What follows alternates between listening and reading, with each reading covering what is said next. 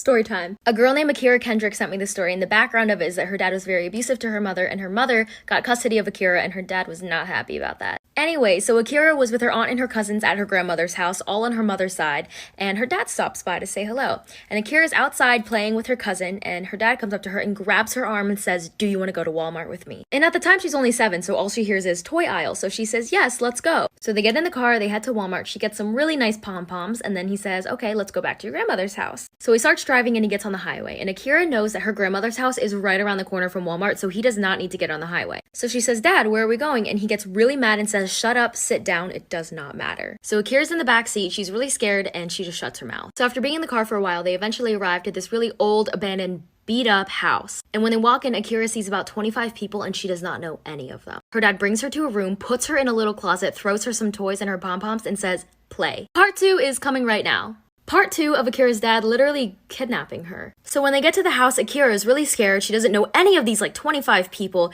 Her dad brings her to a room, throws her in a closet, puts some toys in there and says, "Play." So after about an hour of being in a little closet with some toys, she finally decides to get up and go look for her dad. So she opens the door and starts looking around, and there's no one in the house. There's not even a single trace of somebody ever being there. So of course she starts freaking out and crying. She doesn't know where she is. She's so far away from her grandmother's house, and she doesn't have a phone. And so eventually, after 3 hours, she hears somebody. She looks up and her dad is standing there, and he says, "Come on, let's go, the cops are outside." So basically, Akira's aunt called the cops and they had a search warrant for him. They ended up finding her dad and they said to him, "If you don't take us to her, you will go to jail." And obviously, from what I just said, he finally took them to her at this random old abandoned house, and they found her. And they ended up putting him in jail anyways, because why not? 2 years in jail and 1 year on probation. Don't steal children, people. Don't steal them. So when I was a sophomore in high school, I had this teacher who would only let the students in her class use the restroom one time per semester. Well, one day I raised my hand and I was like, "Excuse me," I don't remember her name, "can I please use the restroom?" And she was like, "No, you can't, because you've already used the restroom in my class this semester." Well, excuse me, you can't dictate my bladder. So I'm all frustrated, and I started secretly texting my mom because I wasn't allowed to use my phone in class. And I was like, "Mom, I'm sitting in class right now, my teacher won't let me use the restroom." And she was like, "I'll take care of it for you." And I was like, "Okay." So 5 minutes goes by, and all of a sudden my teacher's phone starts ringing, and she walks up to it and answers it, and she's like, "Hello?" "Yeah. Okay, thank you." And then she walks up to me so angry, and she slams the pass on my desk, and she was like, "Since you have to go that bad." And I was like, "Yeah, I really do, thanks." And I got up and left. I didn't even have to go to the bathroom. It was just the principle of it. I just roamed the halls. I was in class on Zoom. I wanted to go to sleep, honestly, because when I'm tired, I go to sleep. I end up falling asleep, and then class ends and everyone starts leaving the class except me, because I was in a whole other universe at this point. I was dreaming, I was flying. At this point, me and the teacher are alone in the call. This is the best part. Then the teacher starts talking to me and he's like, "Samantha, wake up. Samantha, please. Samantha, you have another class." He woke me up, but I was half awake, so I didn't really know what was going on. So I thought it was my brother waking me up, and I straight up yelled. I was like, "Shut up, you fat booger." And so then I realized, let's call my teacher a fat booger. And now he scheduled a parent conference. I'm going on Monday, so I'm really excited.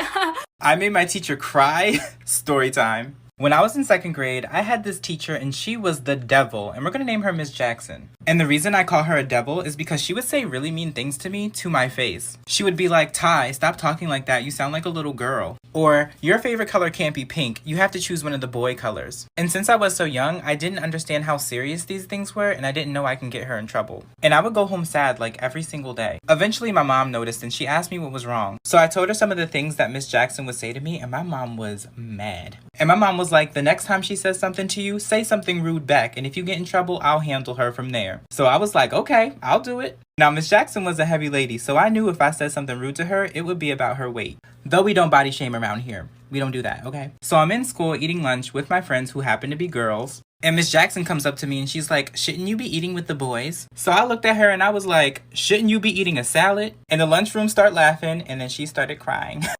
My daughter Savannah is the CEO of faking illness to get out of school. So when she does not feel like being there, she will go to the nurse's office and complain to them that she is really not feeling good so that they call me and I have to go get her.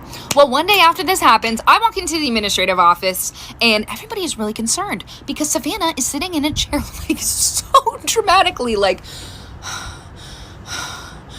hi, Mom. And like when I saw her, I burst out laughing. I was like, oh my God, are you okay? And everybody looked at me like I was some really bad mom. Like, oh my God, why aren't you more concerned? But as we were walking out, she was walking really slow and actually didn't look good. So even I was a little concerned. I was like, oh my God, honey, are you okay? Until we got to the car when Savannah looks at me and goes, you know what, Mom? I feel better now. And I was like, Savannah, are you serious? And she's like, Mom, do you maybe want to go to Starbucks and have like a girls' day? And I was like, honey, what kind of question is that? You know I do. So I used to know this girl who would constantly say things like, guys, sorry, I'm so ugly. I just ruined the whole group photo, I'm sorry. And then everyone would automatically comfort her and be like, no, you're beautiful, you shine. And then she would be like, no, but thank you. And she would do the same thing over and over again, trying to get everyone's attention. So eventually I got tired. So the next time she came to me saying, I'm so ugly, I was like, you know what? You are. She was like, what'd you say? And I was like, if you think you're ugly, I can crop you out of the photo. Want me to tell you, I'm not the one who made you look like a woolly mammoth. Here's something fun. When you're in a long-term relationship, you'll often find yourself doing this thing with your partner where you'll say, when we have kids, I hope they have this trait of yours. And today my husband was like, I hope our kids will be as resilient and determined as you. When I was 11 years old, I got in a fight with my mum when she was picking me up from school, and I was being so rude that she wanted to teach me a lesson and scare me a little bit. So she said, you can find your own way home. Left me outside of my classroom, got in her car and drove off. Now, realistically, she was just doing the block and was going to come back and pick me up, hoping that I would be apologetic. But I wasn't. I was very stubborn and was like, I can find my own way home. And I decided to run home. I, in fact, sprinted from the school grounds and ran into a close family friend who offered to give me a lift, which I accepted, and I got home by my own means. Now, my mum did do the block and not only came back to me not being where she left me, but to one of my friends saying, yeah, I saw her get in the car with some weird guy. Imagining my mum's soul leaving her body that day is enough for me to not ever want kids, let alone kids like me.